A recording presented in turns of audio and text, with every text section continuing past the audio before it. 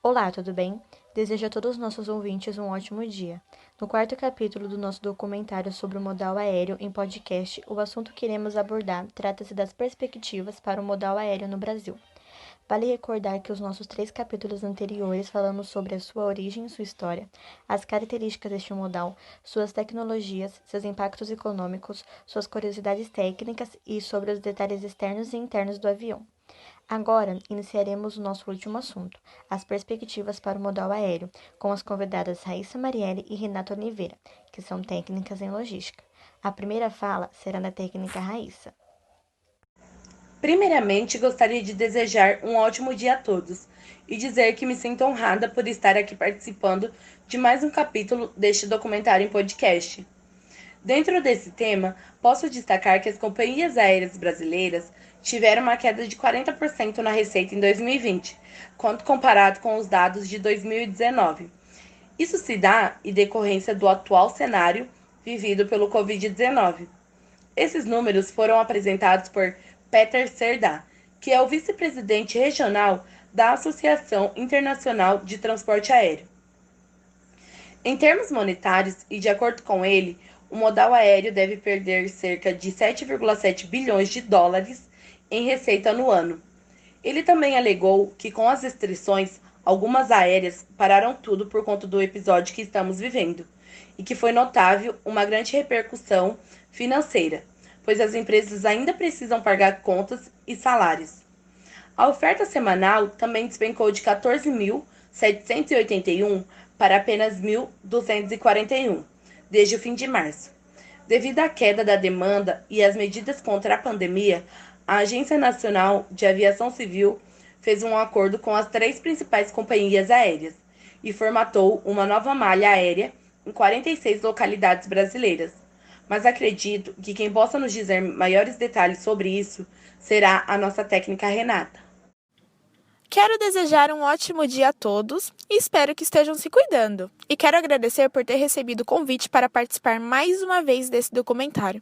Acredito que é conhecimento gratuito e de fácil acesso. Dando continuidade ao que minha colega dizia, o presidente da Associação Brasileira das Empresas Aéreas explicou que o custo ao caixa das empresas, antes da adoção dessa nova malha aérea, chegava a 45 milhões por dia. Alguns voos foram mantidos para preservar o transporte de cargas que foram levadas no porão de aviões em viagens comerciais. Como vimos, o vírus parou alguns setores econômicos e é impossível prever como a aviação irá reagir quando a pandemia for erradicada, até porque, quando os casos da doença diminuírem, a retomada da demanda aérea deve demorar pelas incertezas econômicas após pandemia. É impossível saber como será a renda das pessoas no pós-crise. Outras mudanças que serão notáveis nos aeroportos, como o controle sanitário em algumas cidades, equipes já monitoram a temperatura dos passageiros que desembarcam nos aeroportos. Mas, como sabemos, é impossível prever o futuro no setor dos modais e o tamanho dos impactos causados pela pandemia. Os especialistas acreditam que haverá uma retomada nas viagens por avião. Não será uma melhora de imediato, e sim de uma forma lenta. De acordo com o que nossas convidadas disseram, em quase 6 meses de pandemia, só observamos aumento nos impactos, e mesmo com o afrouxamento do auto-isolamento, o modal aéreo não pode atuar, afinal, transporta uma quantidade de passageiros acima do recomendado, e é impossível ter uma visão 100% eficaz e correta de como serão os impactos econômicos e físicos. Com essas informações importantíssimas, concluímos nosso último capítulo do documentário sobre o modal aéreo. Quero deixar meu agradecimento sincero a todos os envolvidos no projeto, uma equipe maravilhosa com profissionais talentosos e simpáticos, que tornaram esse trabalho ainda mais importante, tendo como objetivo alcançar pessoas de todas as regiões e de maneira gratuita e prazerosa. Obrigada a todos os nossos ouvintes por nos acompanharem até aqui. Em 2017, a movimentação de produtos nos portos brasileiros chegou a 1,9 bilhões de toneladas, o que representa uma alta de 8,3% em comparação ao ano anterior. O tipo de carga principal que impulsionou esta alta foram os granéis sólidos, que obtiveram uma alta de 10,3% no mesmo período e representam 64% do total movimentado. Outros tipos de carga também tiveram alta nas quantidades movimentadas. Granéis líquidos obtiveram alta de 3,8% e representam 21% do total movimentado. Containers obtiveram alta de 6,1%, representando 10% do total movimentado, e carga geral solta, que obteve alta de 7,6% e representa 5% do total. Em relação às cargas movimentadas, no Brasil, o principal produto continua sendo o minério de ferro, representando 58% das exportações brasileiras em peso. O minério apresentou alta de 5,2% entre 2016 e 2017. A movimentação desse produto é majoritariamente de exportação, 96%, e tem como principais destinos os mercados da China, Malásia e Japão. As duas principais vias de saída do nosso principal produto são os portos da Ponta da Madeira, no Maranhão, e o Porto de Tubarão, no Espírito Santo. O terminal marítimo de Ponta da Madeira pertence à Vale, serve de escoamento da produção de Carajás e apresentou entre 2010 e 2017 um aumento nas movimentações de 79%, chegando a quase 170 milhões de toneladas no ano passado. A segunda principal carga movimentada foi petróleo e seus derivados, que obtiveram um aumento de 3,3% entre 2016 e 2017, chegando a 200,6 milhões de toneladas transportadas. Destes 200,6 milhões, 67% se referem à cabotagem, 29% a transportes de longo curso e 4% de navegação interior. Diferente do minério de ferro, no transporte de longo curso, a importação de petróleo e derivados é superior à exportação, 30,9 versus 27,4 tom. Fato bastante conhecido. A diferença que mais chama a atenção entre importação e exportação é a comparação nas movimentações entre petróleo bruto e seus derivados. Enquanto derivados representam 15% das exportações, nas importações eles representam 78%, o que explicita a característica brasileira como exportadores de produtos com menor valor agregado e a dependência da importação de produtos de valor agregado mais alto. A tonelagem de cargas transportadas em linhas de cabotagem no Brasil no primeiro semestre de 2018 cresceu 24,7% em relação ao mesmo período do ano anterior. A movimentação em portos cresceu 3% de 2017 para 2018. Cerca de 1,12 bilhão de toneladas foram transportadas nas instalações portuárias brasileiras em 2018. O maior aumento aconteceu na movimentação de carga geral solta, 5,8%, seguido de carga containerizada, 5,6%. Granel sólido subiu 2,7% e granel líquido e gasoso 2,2%, de acordo com o último anuário dos transportes, divulgado pela Confederação Nacional dos Transportes, a CNT. Em 2019, a movimentação de cargas no transporte hidroviário aumentou 6,1%, com volume de 314 milhões de toneladas. A estimativa do Ministério da Infraestrutura é de que a movimentação geral de portos públicos e privados chegou a 1 bilhão de toneladas em 2019. Para o ano de 2020, o transporte aquaviário tinha uma perspectiva de crescimento de mercado muito ampla, porém, essa perspectiva sofreu um grande impacto em função da pandemia do coronavírus, que vem afetando a economia mundial de maneira brutal. Bom dia, boa tarde, boa noite, meus amigos. Você está ouvindo mais um Planeta dos Modais. E hoje, infelizmente, terminamos a nossa saga sobre o modal tuviário. E para fechar, então, com chave de ouro, vamos falar de um tema super importante, que é a economia gerada pelo esse modal. Vou chamar, então, uma convidada que trabalha há alguns anos nessa área, que ela vai apresentar esse tema para nós e passar todo esse seu conhecimento. Então seja bem-vinda, Mariana! Aplausos, galera! Sinta-se à vontade, minha querida! Olá, galera! É muito legal estar aqui mais uma vez passando um pouco do meu trabalho para vocês. Bom, hoje, como Laisa disse, vamos falar sobre um último tópico, né? Que é a perspectiva para o duto viário no Brasil. Hoje, o Brasil importa volumes significativos de combustíveis, principalmente óleo diesel e gasolina, reflexo do aumento contínuo de demanda por estes produtos e de uma oferta nacional insuficiente. O crescimento da demanda por óleo diesel, principal produto ofertado pelas novas refinarias, está associado ao crescimento econômico no país e, consequentemente, ao aumento da utilização dos modais ferroviários, rodoviários e marítimo, assim como da mecanização crescente do setor agrícola, grande consumidores de diesel. Frotas antigas e a expansão das fronteiras agroindustriais do país, distantes dos centros de consumo e exportação, também contribuem para o aumento da demanda. Ainda assim, o mercado por este produto alcançará autossuficiência e o país passará de importador a exportador do produto. A gasolina, sem adicionais significativos de produção previstos, ainda que com a introdução das novas refinarias, precisará de volumes de importação maiores a cada ano para suprir o crescimento estimado entre 72% e 76% no próximo decênio. No Brasil, o modal rodoviário é preponderante na matriz agregada de transporte, sendo responsável por movimentar 67,4% do volume total de cargas no país, contra apenas 3% do modal dutoviário.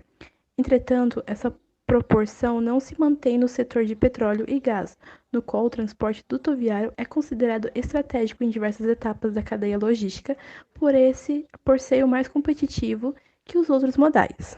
Essa competitividade se estabelece à medida que existe a necessidade de um transporte contínuo em grandes volumes de fluidos, de um ponto de oferta a um ponto de demanda, com dutos entregando um alto grau de confiabilidade por não se sujeitarem a incertezas meteorológicas ou congestionamentos. Os grandes volumes transportados de baixo custo, variáveis característicos do modal compensam os altos investimentos necessários para a construção e implantação de uma malha de dutos, como equipamentos, mão de obra, desapropriação e direito de acesso às terras. A perspectiva do setor nacional de petróleo e gás para os próximos anos são autossuficientes e desafiadoras. A Petrobras anunciou em um Plano Estratégico 2030 uma produção de 4,2 milhões de barris de petróleo por dia. Para 2020, ressaltando a média de 2013, foi de 1,93. Para esse período, os investimentos planejados são de 220,5 bilhões, incluindo não apenas o aumento de uma produção de petróleo e gás, como também a elevação de 76% da capacidade de refino de petróleo e da consequente produção de seus derivados. Bom, gente, é isso, o essencial para vocês saberem sobre essa perspectiva. Queria agradecer mais uma vez por ter sido chamada para essa aula e tchau, galera! Bom, gente, encerramos hoje os conteúdos sobre o modal dutoviário. Valeu você que nos acompanhou até aqui e fiquem ligadinhos que logo logo voltamos com mais conteúdo para você. Vocês já sabem, né? Vocês são 10! Esse foi o Planeta dos Modais. Até a próxima. Beijão. Tchau, tchau, galera. Olá, gente! Meu nome é Lorena e, mais uma vez, estamos aqui para ampliar seus conhecimentos sobre o nosso querido modal ferroviário. Estou juntamente com a Maria Eduarda. Diga oi! Oi, gente! Eu sou a Maria e estou muito feliz de estar aqui hoje. Hoje nós vamos falar um pouco sobre a perspectiva para o futuro do modal ferroviário no Brasil. Começaremos comentando sobre o cenário atual, para depois falarmos de seu futuro. Atualmente, o modal ferroviário corresponde a 15% da matriz de transporte brasileira. A quantidade de ferrovias é insuficiente para atender a demanda, prejudicando a competitividade do país. Um exemplo é alguns produtores de soja do Mato Grosso que contam somente com as rodovias para fazer o transporte da carga até o porto de Paranaguá, no Paraná. Nesse caso, a produção percorre mais de 2.000 quilômetros, o que gera perda de tempo e produtividade. Além disso, há riscos de acidentes, pois a circulação de veículos é muito grande nas rodovias. Uma das questões mais abordadas pelos especialistas é o fato de as ferrovias brasileiras transportarem predominantemente minério de ferro. Os dados mais recentes nesse sentido revelam que o material representa 77% de tudo o que é transportado por trens no Brasil, sendo grande parte pelas estradas de ferro Vitória-Minas e estradas de ferro Carajás. É isso mesmo. Esse índice se torna ainda mais desproporcional a partir da informação de que o Brasil é o maior produtor de soja do mundo. O transporte do grão poderia ser muito mais viável se as ferrovias permitissem seu transporte dos produtos até os portos, ou seja, do Nordeste ao Sudeste do país. E não apenas grãos, mas já foi confirmado que o modal ferroviário pode carregar todos os tipos de produtos por conta da sua variedade de tipos. Um exercício para compreender o cenário atual do modal é fazer uma breve comparação do lugar que ele ocupa na matriz de transporte de outros países e o local que ele ocupa no Brasil. E eu trouxe aqui para vocês alguns dados que podemos comparar. Segundo a Confederação Nacional dos Transportes, esse modal tem a seguinte configuração: nos Estados Unidos, 50%, no Canadá, 52%, na Alemanha, 53% e na Rússia, 83%. O melhor país para se comparar é os Estados Unidos, já que ele tem uma extensão territorial parecida com a nossa. A malha dos Estados Unidos tem cerca de 220 mil quilômetros, já a do Brasil tem pouco mais de 28 mil quilômetros.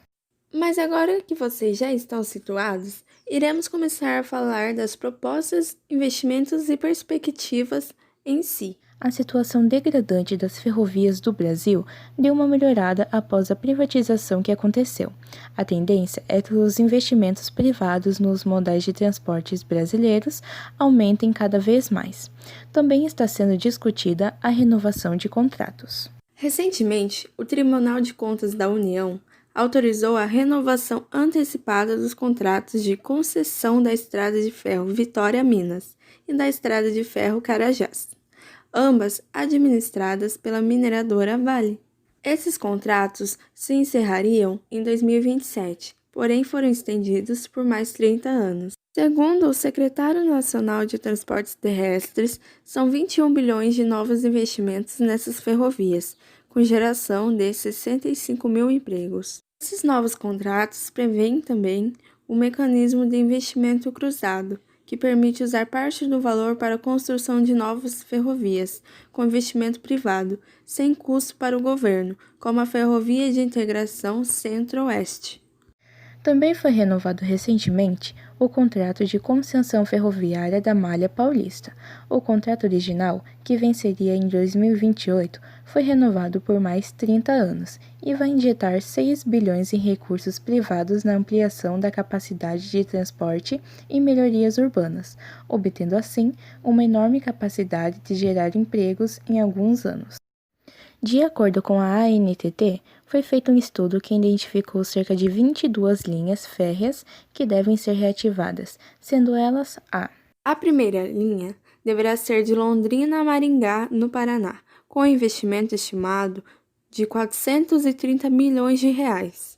Em seguida, teremos a linha de Caxias do Sul a Bento Gonçalves e de Pelotas a Rio Grande, ambas no estado do Rio Grande do Sul, entre outras. A estimativa é que essas linhas tenham um investimento de 3,4 bilhões de reais, incluindo obras de estrutura férrea, infraestrutura, estações e sinalização.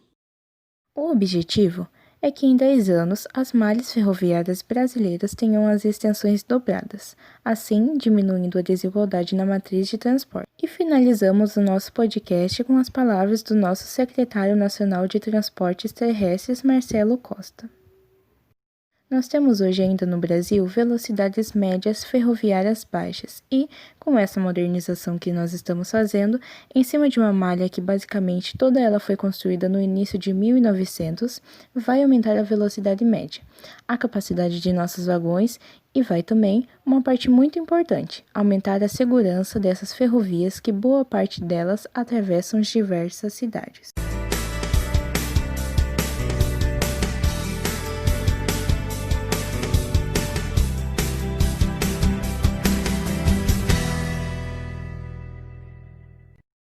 Fala galera, tudo bem com vocês? Eu sou a Ana Júlia e esse é o podcast Infolog, onde nós iremos apresentar a vocês tudo sobre o modal infoviário, desde sua origem até as suas perspectivas aqui no Brasil. E para entendermos melhor o assunto, temos 4 podcasts, onde serão abordados diferentes temas sobre este modal. E este é o nosso último podcast, galera, onde iremos encerrar com as perspectivas do modal no Brasil. E para nos ajudar a compreender tudo isso, estamos aqui hoje com 4 convidadas importantíssimas. E aí, gente, meu nome é Lívia. E o meu é Júlia. E eu sou a Gabi. E eu sou a Giovana. Sejam bem-vindas ao Infolog. As perspectivas para esse modal são distintas dos outros, por vários motivos e também mais difícil de realizar e entender. Um dos principais motivos é a necessidade de maior investimento tecnológico para facilitar ainda mais seu desenvolvimento e acesso, sendo que a partir desse desenvolvimento as perspectivas são muitas. Mesmo com os avanços da tecnologia no Brasil nos últimos anos, ainda temos regiões do Brasil que carecem de infraestrutura de telecomunicações, como por exemplo nas regiões do Norte e Nordeste. Tal atraso é um obstáculo de magnitude para a evolução da malha infoviária brasileira, que por uma questão lógica deve possibilitar a integração total do país. Nesse cenário, o modal é tido como um protagonista, pois será somente através dele que o produto será entregue, sem o auxílio de outros modais. Porém, é importante destacar que no Brasil, utiliza-se bastante a intermodalidade. Mas, antes, o que é intermodalidade? A intermodalidade é a interligação entre os diferentes modais: rodoviário, ferroviário, hidroviário, aeroviário, dutoviário e infoviário, que cria operações denominadas intermodais e multimodais. Basicamente, o transporte intermodal trata da utilização conjunta de mais de um modal, onde são usados documentos fiscais individuais para cada modal, enquanto o transporte multimodal é um conceito institucional que implica na emissão de um único documento de embarque, por um operador de transporte multimodal, OTM, Operador de Transporte Multimodal, que assume a responsabilidade como titular, não como agente, de toda a operação de transporte da sua origem até o destino. Seguindo com o que foi dito inicialmente, a intermodalidade é utilizada com frequência no Brasil, no qual permite a mobilidade de produtos entre as regiões brasileiras, favorecendo o desenvolvimento socioeconômico, uma vez que a produção nacional poderá ser colocada em novos mercados de forma mais competitiva. Isso acaba proporcionando ganhos com essa interligação nos dois vértices mercadológicos. De um lado, o consumidor é beneficiado com a ampliação de opções de produtos, e na outra, há ganhos para a empresa, que poderão acessar novos mercados. Isso só é possível com a construção de terminais de integração entre os modais e nas condições exigidas para cada situação. Sendo assim, o primeiro passo para melhorar a visão e perspectiva do modal é levar a rede a todos os estados e regiões do Brasil, tornando possível o acesso a mais pessoas, com isso aumentando sua visibilidade e eficiência, além de levar praticidade aos usuários com sua ampla disponibilidade de serviços. Outra dificuldade encontrada por pessoas da área, como nós, é a falta de profissionais formados em TI, com capacidade de ajudar o modal a crescer. Por esse motivo, a crescente profissionalização do setor de TI e o surgimento das variadas subdivisões do mesmo são fatores que podem ser elencados como pontos positivos para o desenvolvimento do modal, já que a especialização faz com que os indivíduos se tornem mais preparados em suas respectivas áreas para os exercícios de suas atividades, dando margens para melhores aplicações de soluções que envolvem o modal. Levando em consideração o posicionamento global, pode ser dito que as expectativas para o modal são positivas, tendo em vista a sua elasticidade no quesito de inovação, ou seja, ainda há muito o que explorar em termos de soluções para as mais variadas situações. Mas, para isso, necessita de vários investimentos, certo? E o que já foi feito até o momento? No século XXI, o modal já é considerado como a era da informação, período da história da humanidade onde o mundo nunca esteve tão integrado em termos comunicativos e informativos. Há na linha de pensamentos do ser humano contemporâneo a frequente associação da tecnologia como algo que traz efeitos benéficos. Tendo em vista esse panorama, podemos constatar que há uma corrente de pensamentos que alicerce o crescimento do modal infoviário, dando a ele razão de existir e se desenvolver de forma inevitável e irreversível, tornando suas perspectivas muito amplas. Bom, pessoal, chegamos ao fim da nossa série de podcasts. Agradecemos a todos que nos acompanharam até aqui. Este é o nosso Infolog e nós ficamos por aqui. Um beijo e tchau. Obrigada a todos.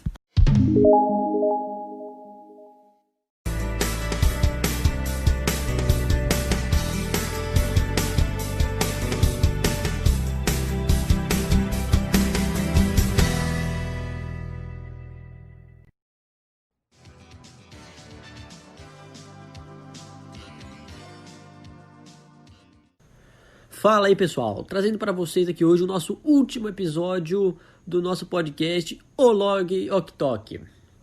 Hoje faremos um exercício de futurologia, pois analisaremos o cenário atual do modal rodoviário durante a pandemia do novo coronavírus e falaremos também sobre o possível cenário pós-pandemia.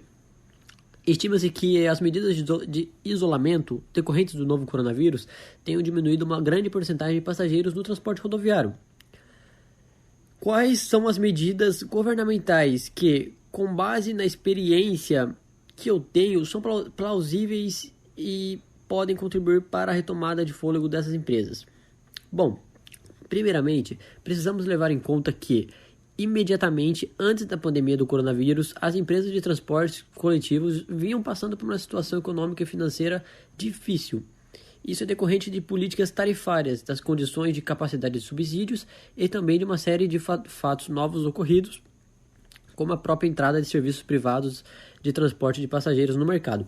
Ou seja, começamos a pandemia já numa posição de muita dificuldade dessas empresas. Então, passando efetivamente a pergunta, hoje temos quase 80% de perda de movimento que se tinha antes. Isso se aplica tanto no transporte interestadual como no transporte intermunicipal e o transporte público. O transporte público também tem um aspecto muito importante, que é a diferença de outros setores.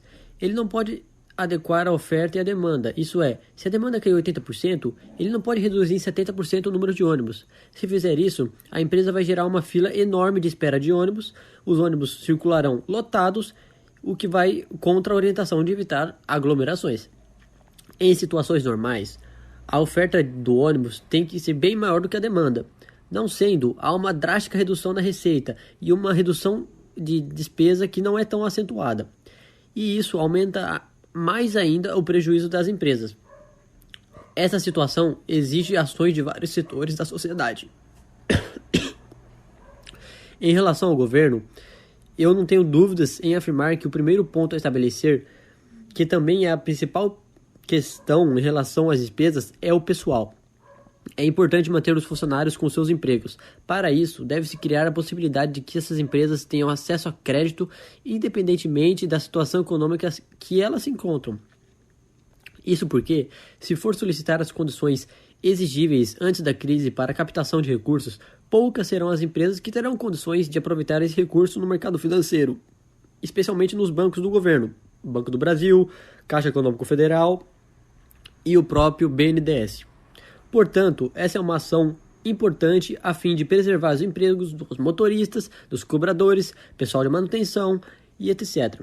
Afinal, a quebra dessas empresas e a demissão dessas pessoas pode gerar um problema muito sério quando chegarmos a um período da reconstrução. Outra ação que é fundamental está relacionada ao combustível. O combustível hoje está apresentando de fato uma redução. No entanto, é muito mais proveniente do próprio mercado do que as ações positivas do governo. Nesse sentido, ela poderia ser feita nos ajustes dos impostos, numa regulação de sistema como CDE, para diminuir o impacto dos custos dos combustíveis nessas empresas. E a energia elétrica também. Mesmo nesse período de pandemia, as empresas ainda pagam mais caro por energia. Isso porque o pico do transporte coincide com a tarifa mais cara no pico de energia. Como agora nós temos uma redução grande no consumo de energia, não entendo o porquê ainda não foi atenuado o valor da tarifa nos horários de pico, para valores passíveis de serem assimilados pelas empresas. Essas três medidas são essenciais, factíveis e que dependem de uma atuação do governo junto a esse setor da sociedade. Finalizando, se o repasse de recursos for para as prefeituras, para que elas viabilizem o aumento de subsídio para o sistema de transporte, essa ação não terá impacto positivo. É fundamental que esse socorro seja feito diretamente para as empresas, porque as prefeituras têm tanto problema, tanta falta de recurso, que exige uma grande chance de que isso não seja levado para o setor de transporte. Uma vez feito diretamente, os recursos destinados às empresas não serão perdidos e se tornarão um financiamento que será pago oportunamente pelas empresas, e o cofre do Estado não será penalizado. Carol, diferentemente do setor de transporte rodoviário de passageiros, o setor rodoviário de cargas tem sido menos afetado. Ainda assim, algumas empresas e profissionais autônomos têm sentido pelo menos algum impacto no bolso. Nesse sentido, quais são os impactos do Covid-19 no mercado de transporte de cargas e como eles podem ser sustentados? De fato, o sistema de transporte de cargas tem sido também impactado com a pandemia, mas não tão drasticamente como tem acontecido com a movimentação das pessoas, até porque o abastecimento precisa ser mantido, e as pessoas, via de regra, estão em regime de quarentena, ou seja, saem de casa apenas em caso de necessidade. O que ocorre é que no transporte de cargas, até pela própria condição da diminuição de consumo, o transporte de produtos de petróleo tem caído muito, como a gasolina, o óleo diesel e querosene, por exemplo. Todos esses componentes têm tido uma redução grande, e tem várias transportadoras cujo principal produto é o transporte desses combustíveis, desde as distribuidoras até os postos de varejo. E também, até pela situação mundial, os produtos têm tido diminuição na exportação. Isso ocorre com a soja e com o milho, por exemplo, mas não em números tão grandes. Pelo que temos apurado, essa diminuição vem em uma ordem de 5 a 10%, diferente dos alarmantes 80% do sistema de passageiros. As ações que o governo pode tomar não são muito diferentes na questão da folha de pagamento e no acesso ao crédito para as transportadoras. Além disso, existe um problema que aflige os caminhoneiros e também as empresas de ônibus, que é não ter os restaurantes abertos nas rodovias, tornando mais difícil a vida dos motoristas. Essa condição também exige alternativas que possam evitar esse efeito, ou seja, regras estruturadas, não ter pessoas próximas a menos de 2 metros de distância, por exemplo, mas realmente, fechar todos os restaurantes e lanchonetes na extensa malha rodoviária brasileira não faz sentido. Essas condições para empresas de logística são muito importantes, porque o abastecimento não pode ser prejudicado. Nós já tivemos um exemplo claro quando ocorreu a greve dos caminhoneiros e o que a falta de abastecimento trouxe para a sociedade. Então, a preocupação do governo deve ser primeiramente a liberação de condições de crédito que permita a sobrevivência das empresas de logística, bem como do motorista independente. Temos que ter em vista que estamos enfrentando uma guerra. A pandemia do coronavírus é uma guerra, e como guerra, ela tem que ser combatida em condições específicas. Nós não podemos tratar uma guerra com procedimentos burocráticos, que realmente tornam o setor público bastante lento. É fundamental que haja maior liberdade do governo na concessão de créditos e nas condições que permitam os setores de logística a continuarem suas atividades. Agora, vou falar das principais perspectivas de retomada para o setor de transporte e mobilidade no Brasil após o período de quarentena. O término dessa pandemia, ou a regularidade dela, dependerá muito da avaliação de cenários, isto é, se ela terá mais 2, 4 ou 6 meses de duração, ainda que seja esse isolamento parcial que temos hoje. Então, olhando para o cenário que seja mais positivo, em que já possamos retomar as atividades em meados de junho, o que precisamos? Primeiramente, durante o período da pandemia, que foi objeto das perguntas anteriores, é manter as empresas vivas, os empregos vivos, estabelecendo as condições para a retomada. Para isso, será fundamental os investimentos em infraestrutura. Assim que as coisas forem se regularizando, é um papel muito importante do governo a reconstrução de setores que, independente da pandemia, dependem de investimentos do Estado. O transporte público é uma situação disso. Esse setor exige, e muito, que se tenha investimentos em infraestrutura, seja nos sistemas metropolitanos, bem como sistemas de cidades menores. Será preciso tornar esses sistemas mais confiáveis, modernos e eficientes, que consiga tirar pessoas do automóvel. Nesse sentido, também como uma tarifa mais justa, que viabilize que as pessoas que hoje trabalham caminhando, por exemplo, prefiram transporte coletivo devido às condições tarifárias mais adequadas. Isso deve acontecer através de tecnologia, investimentos, sistemas de bilhetagem, sistemas de integração, sistema intermodais, enfim. É muito importante aquilo que a gente chama de cidade inteligente, que seja dada inteligência para o sistema de transporte. Essa é a única forma que o setor tem de ser competente e, mais do que nunca, as empresas têm que ser competentes para garantir a continuidade de seus serviços, aumentando a atividade e recuperando o fôlego para pagar aquele passado que foi financiado durante o período de pandemia. Então, é fundamental o investimento em tecnologia. Hoje, não se pode pensar em transporte público sem tecnologia. Essa é a base principal, bem como a infraestrutura de transportes.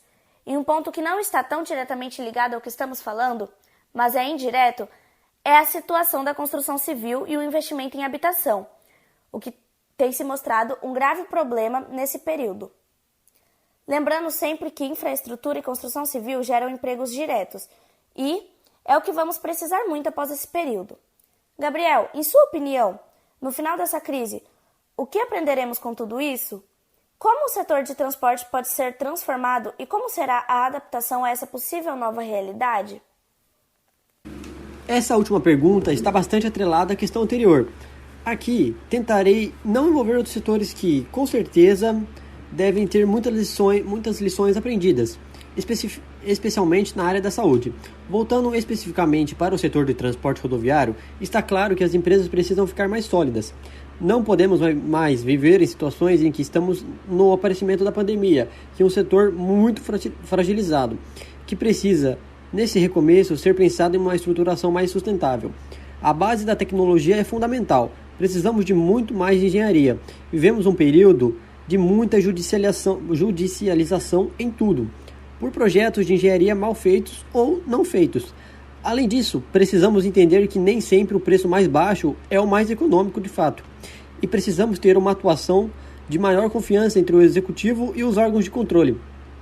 A partir do setor privado, a participação do setor privado será fundamental para alavancar o desenvolvimento da infraestrutura do transporte, tanto para o segmento dos passageiros como para o transporte de cargas. Outra lição muito valiosa é a possibilidade de trabalhar com aquilo que já há algum tempo vem sido discutido, que chamamos de infovias. Nesse período, todos precisarão se adaptar. E parece que as pessoas estão recebendo esse acesso remoto a informações muito bem, seja por meio de conference calls, streamings, lives e outros recursos que até então não se dava muita atenção e geram uma grande melhoria na mobilidade urbana. Temos visto lives de cantores, por exemplo, com até 10 milhões de pessoas participando. Isso veio para ficar. As conferências utilizando dos recursos da internet, a tecnologia 5.0, chegando para dar uma maior eficiência. Como eu disse, mais vale reafirmar o período pós-pandemia. Vai exigir muito investimento em infraestrutura e tecnologia, em engenharia, maior qualidade, em uma sustentabilidade melhor das empresas do setor de logística. Isso é uma lição dura que nós estamos aprendendo. Lembrando que a minha resposta à questão anterior levou em conta um cenário mais otimista. Se a pandemia ocorrer por mais tempo, por mais 6 meses, por exemplo, o quadro será muito mais caótico. Mas temos certeza que Deus vai iluminar as pessoas e que conseguiremos encontrar soluções técnicas com planejamento e inteligência. E que todos entendam que, no momento que estamos passando, realmente a quarentena é muito importante. A movimentação de pessoas precisa ser reduzida e o governo precisa encontrar, junto com a sociedade e as formas que existem, como eu disse nas perguntas anteriores, os caminhos para manter as empresas de transporte e logísticas vivas. Bom, e aqui terminamos o nosso podcast de hoje. Muito obrigada a todos que nos acompanharam até aqui. Fiquem com Deus e até, quem sabe, um próximo podcast.